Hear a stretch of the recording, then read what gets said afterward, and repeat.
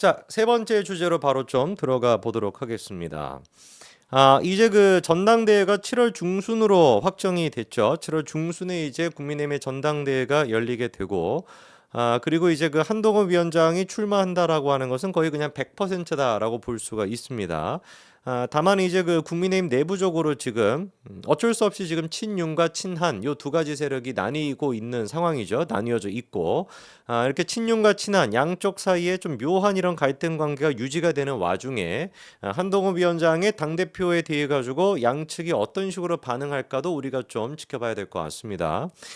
본인 스스로를 또 대표적인 친윤이라고 얘기하시는 분이 서정욱 변호사가 있죠. 방송에 나가서 또 자기는 이제 친윤이라고 얘기하시니까 서정욱 변호사 같은 경우도 한동훈 위원장이 출마하는 거는 100%다라고 얘기하시더라고요.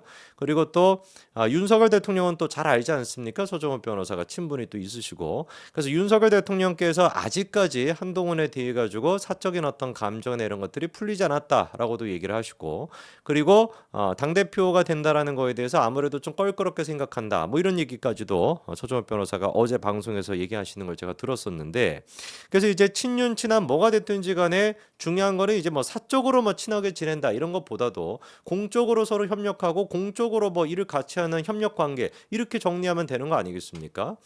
근데 이제 그 친윤과 친한 양쪽 모두에게 지금 비판받고 있는 사람이라고 언론들이 주목하고 있는 사람이 다른 사람이 아니라 황우여 비대위원장인데 황우여 위원장에 대해서 친한 친윤이 일제히 반대했다라고 하는 기사가 나와서 어떤 얘기인지를 보니까 부통령격의 여당 부대표를 뽑아야 된다. 당 부대표를 뽑아야 된다. 이런 얘기를 지금 했다라는 거예요.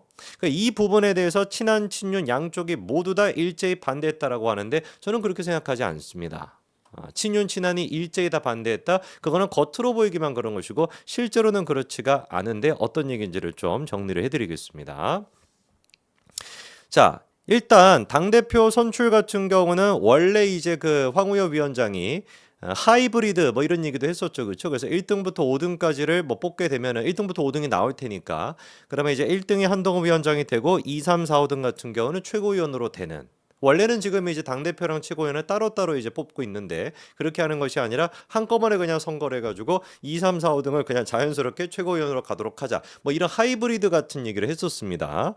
뭐 같은 얘기였다. 뭐 이렇게 비판도 많이 받았죠. 결국에 이제 그거는 무산이 되고 단일 지도 체제로 치르는 방향으로 일단 의견이 정리가 됐습니다. 그런데 이렇게 정리가 됐거든요. 단일 지도 체제로 치르겠다. 그러니까 원래대로 그냥 간다. 뭐 당연한 얘기인데 그 얘기가 정리가 되고 의원총회에서 정리가 되고 바로 다음 날 깜짝 발표를 또 했어요. 원래 그 이 정도 나이가 되시면은 깜짝 뭐 이런 거 별로 안 좋아하시지 않나요? 저 나이만 되더라도 막 깜짝 뭐 이런 거 별로 안 좋아하는데 깜짝 뭐 이런 거 너무 좀 그 뭐냐 좀 추하게 제가 좀 얘기한 것 같은데 어쨌거나 깜짝 놀라고 이런 거 별로 안 좋아하는데 이분 같은 경우는 깜짝 뭔가 이렇게 하는 거를 굉장히 좋아하시는 것 같아요. 그래서 이번에 갑자기 얘기했던 게 뭐냐면 2인 지도 체제가 어떻겠냐 이런 얘기를 갑자기 한 겁니다.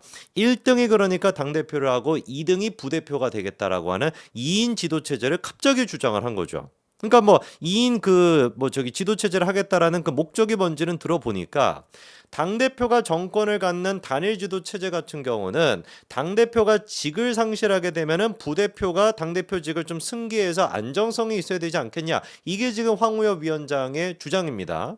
그러니까 지금까지 황우여까지 포함하게 되면은 국민의힘에서 당대표가 거의 뭐 비대위원장까지 포함하는 6번 가까이나 지금 바뀐 상황이다 보니까 매번 이제 그게 바뀔 때마다 이렇게 뭐 불안했다. 이 당 자체가 흔들리지 않았냐. 뭐 이러다 보니까 이제 부대표 같은 거를 뽑아가지고 승계를 하도록 하자. 갑자기 왜 이렇게 많이 돌렸지? 이런 얘기였습니다. 근데 그 부분에 대해 가지고 대부분의 사람들은 지금 이제 좀 비판적인 그 입장을 내고 있는 것 같은데 현재 지금 이제 특위위원장이 여상규입니다. 지난번에 법사위원장 하셨던 그 여상규 특위위원장 같은 경우는 또 추가적으로 뭐라고 얘기하냐? 현행 단일 지도 체제 요거랑 집단 지도 체제, 집단 지도 체제라고 하는 것이 사실상 이제 그 하이브리드형 제일 처음에 얘기했던 그거죠, 그렇죠? 이 모든 것들을 전부 다 논의하기로 했다 이렇게 얘기하고 있어요. 그러니까 황우혁의 얘기가 그냥 한 번 듣고 아우 더러워 하고 그냥 버려버리는 그런 얘기가 아니라 진짜 이 부분에 대해 가지고 논의를 하겠다라고 지금 특위위원장까지도 얘기를 하고 있는 것이죠.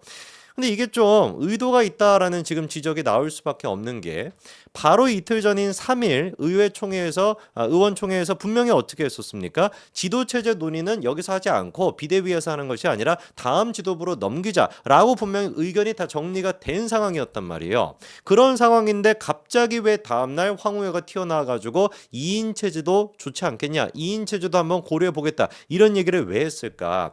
이 부분에 대해 가지고 혹시 황우여 위원장이 한동훈 위원장을 견제하기 위해 가지고 2등을 살리겠다라고 하는 목적을 가지고 있는 거 아니냐, 이런 지금 지적이 나오고 있죠. 실제로 그래서 친한계로 분류가 되는 모 의원이 이렇게 얘기했다라고 합니다. 한 전 위원장을 견제하는 방안으로 해석이 된다. 한 전 위원장이 대표가 됐을 경우에 속가내고 친윤 지도부를 만들려고 하는 거 아니냐라는 식의 지금 이제 얘기가 친한계로부터 나오고 있는 상태입니다. 글쎄요, 여러분들이 들으시기는 어떠신지 모르겠지만 제가 보기에는 그렇지가 않습니다. 왜냐? 사실상 지금 이제 여론조사 같은 거를 쭉 한번 정리를 해봤을 때, 여론조사 같은 걸 정리를 해봤을 때 2등으로 지금 분류가 되고 있는 사람이 둘 중에 하나거든요. 유승민이거나 원희룡이거나 둘 중에 하나입니다.